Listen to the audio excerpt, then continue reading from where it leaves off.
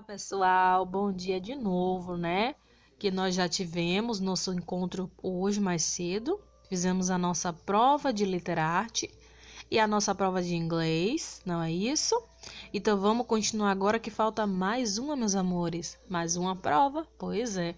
A prova de história que vai acontecer amanhã. Então já estou deixando com vocês a revisão de aula, tá? Uma revisão também no caderno para que vocês possam estar preparadíssimos no momento de responder. Gente, prestem muita atenção em cada detalhe, cada palavra que eles disser, tá bom?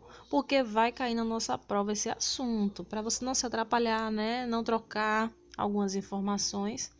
Então, a gente precisa o quê? De bastante atenção direitinho. Vamos lá. Qual é o assunto da nossa prova, quarto ano? Capitanias hereditárias, governo geral e invasões francesas e holandesas, né? Os três últimos assuntos que a gente estudou. Vamos lá comigo? Vamos comigo, todo mundo aí. Gente, o que são capitanias hereditárias?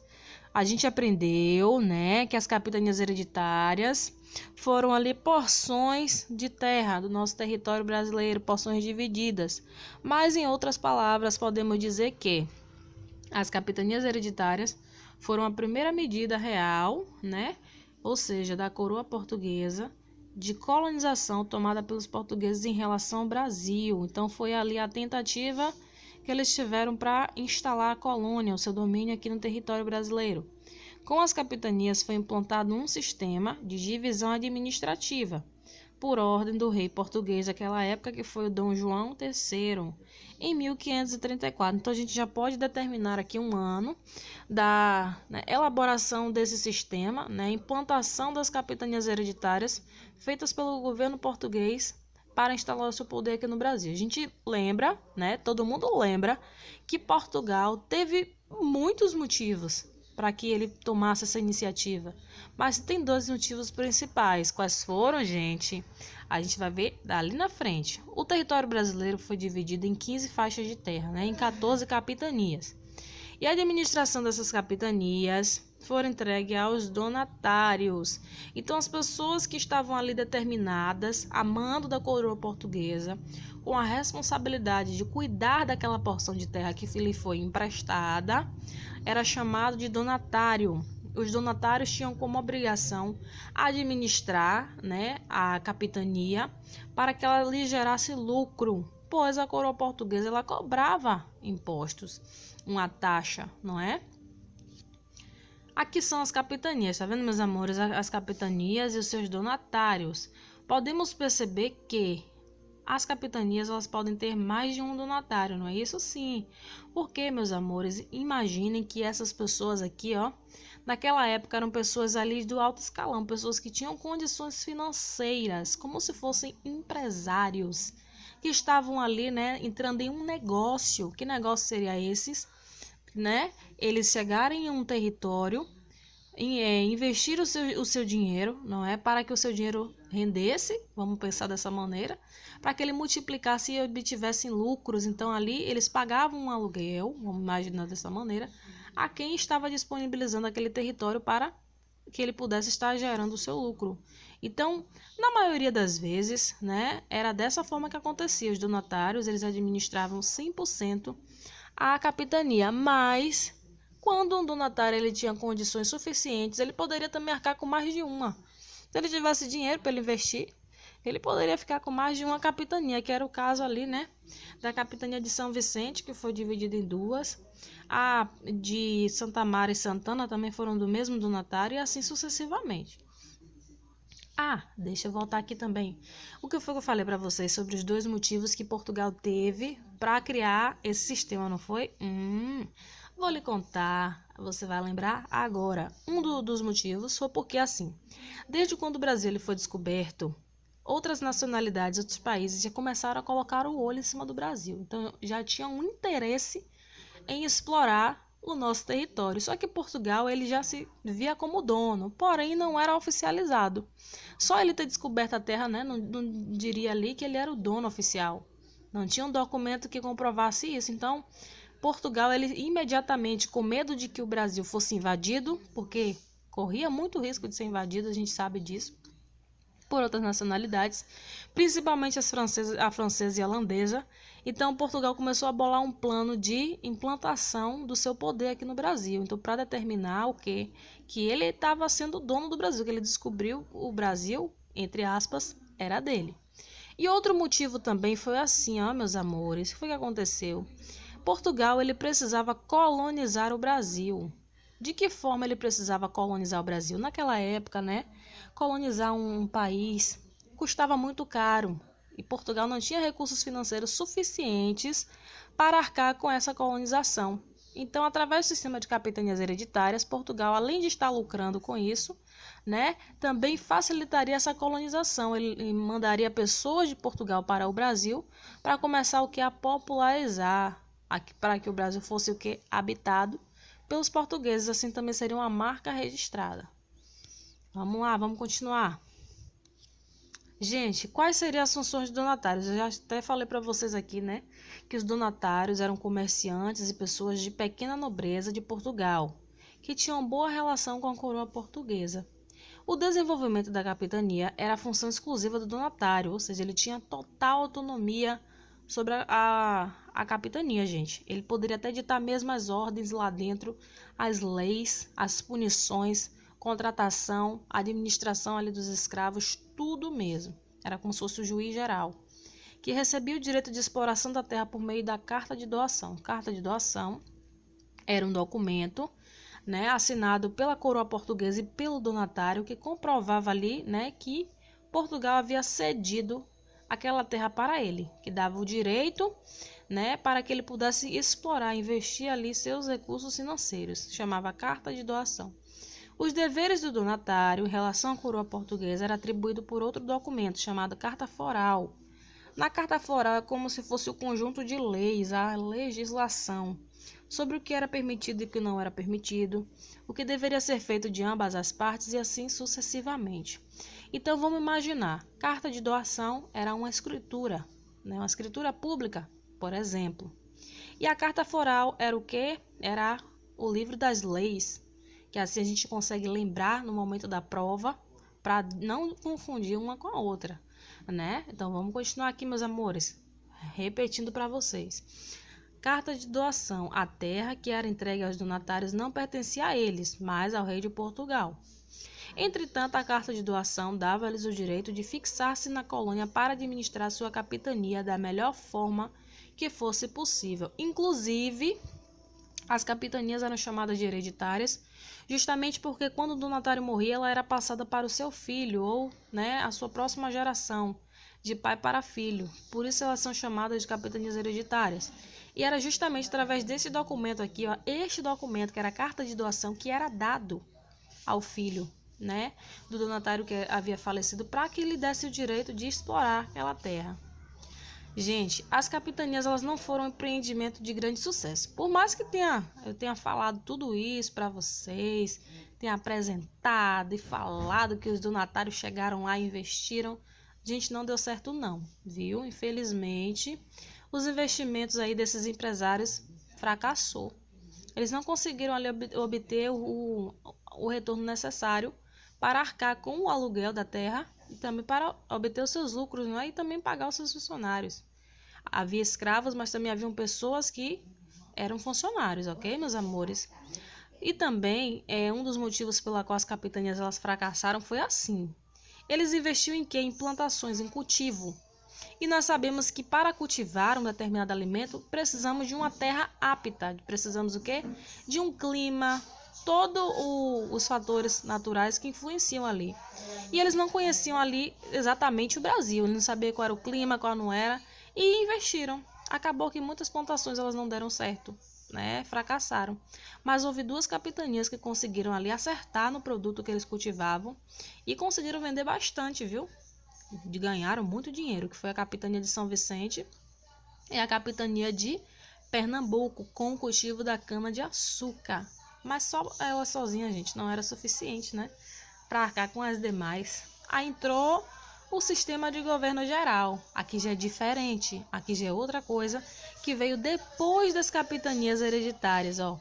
O governo geral foi um modelo administrativo utilizado pela metrópole portuguesa para governar o Brasil após 1548, que foi depois das capitanias, né, do fracasso.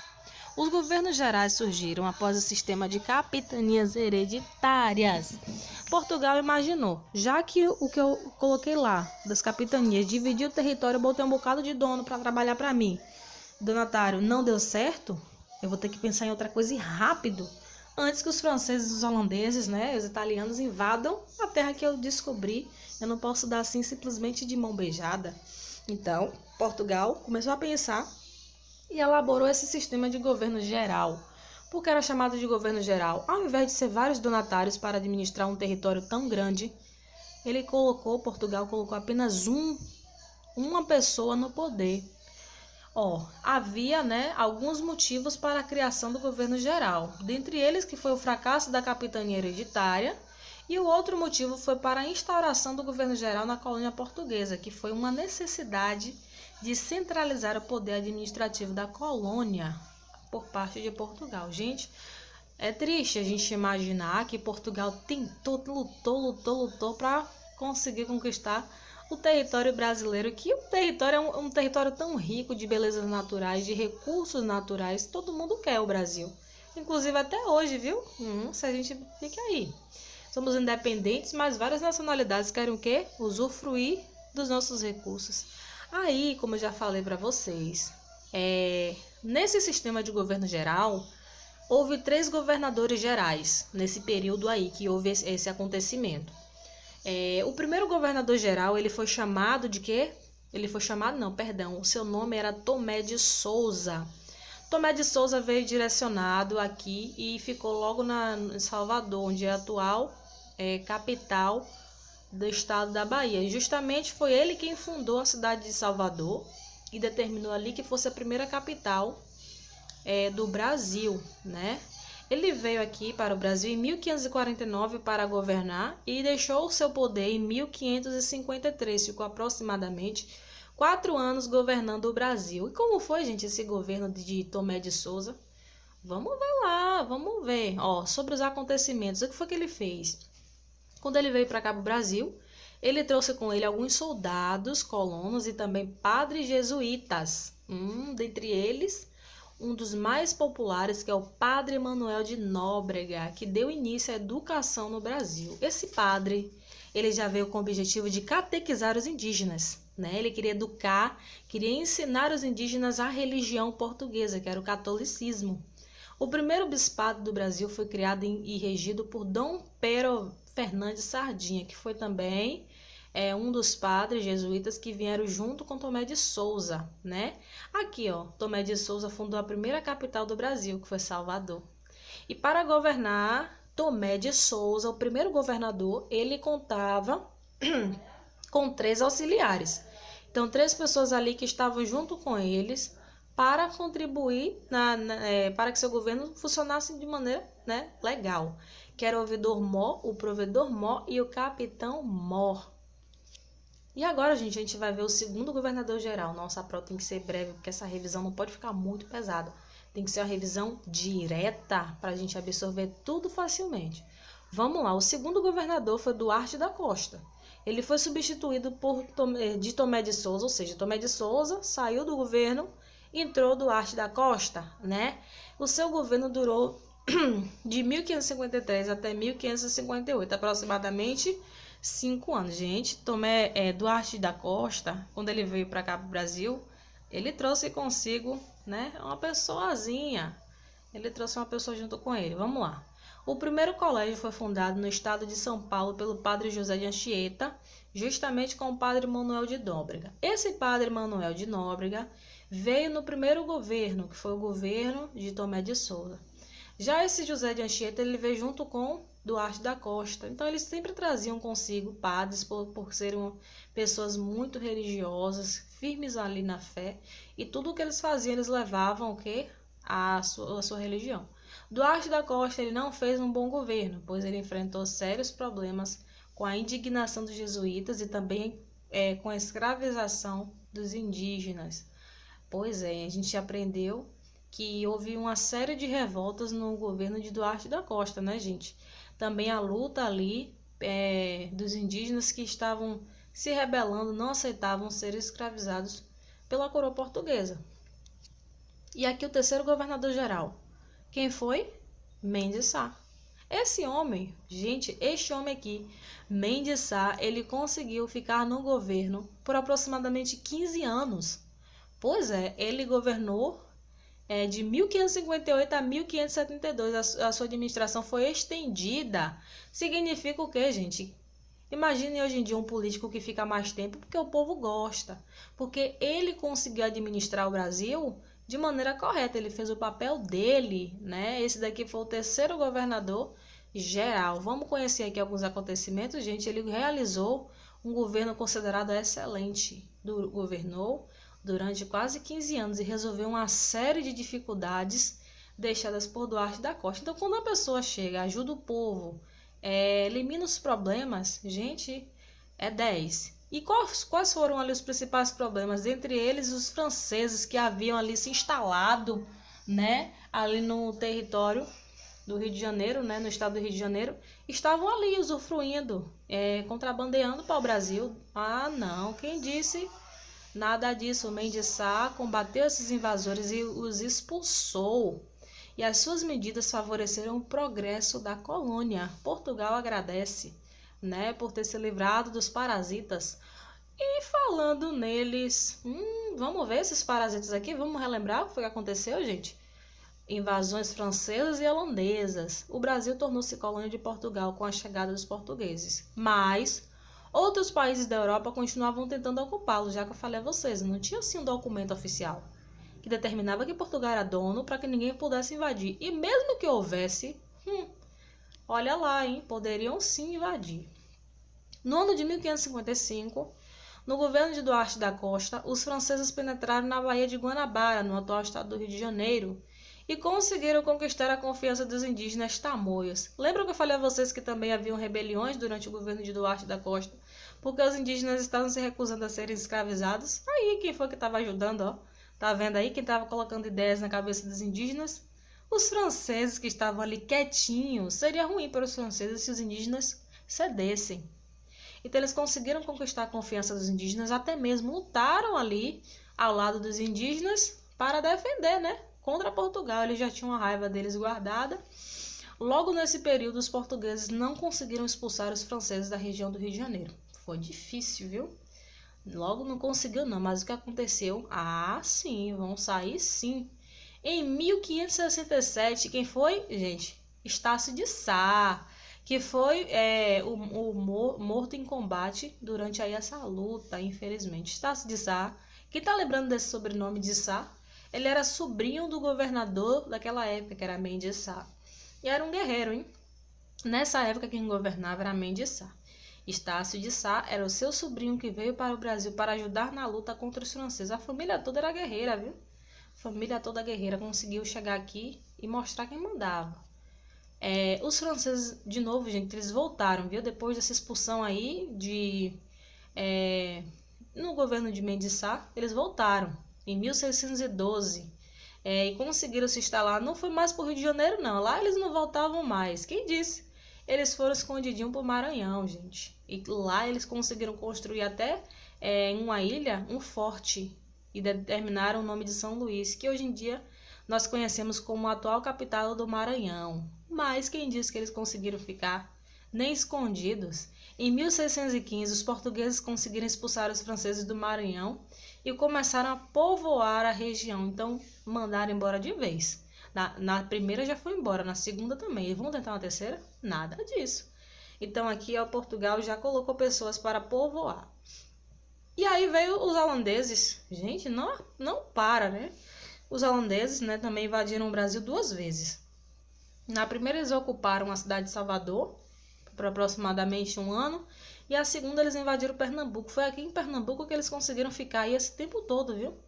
Pois é, por aproximadamente 24 anos eles controlaram quase o território nordestino.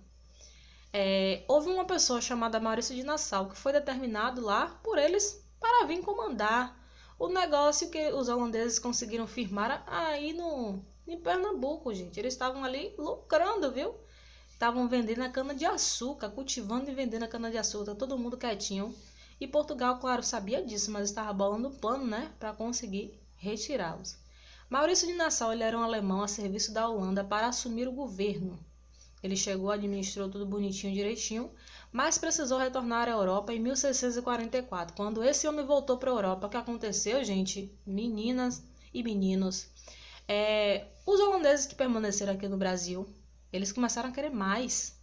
Eles exigiam que os pernambucanos que estavam ali aceitando eles na terra ali deles fossem escravizados, que também pagassem impostos para eles. É justo isso? Não é não.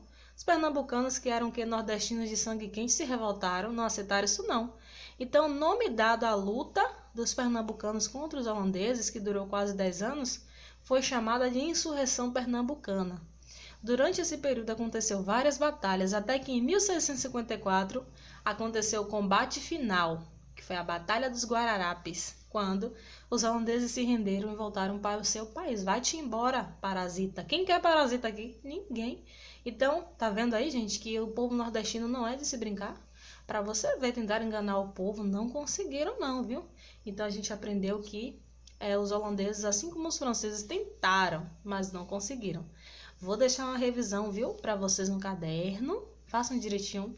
Estudem, meus amores, se esforcem, tá? Que essa prova tá bombástica. A prova tá aqui para qualquer dúvida e até amanhã. Beijos.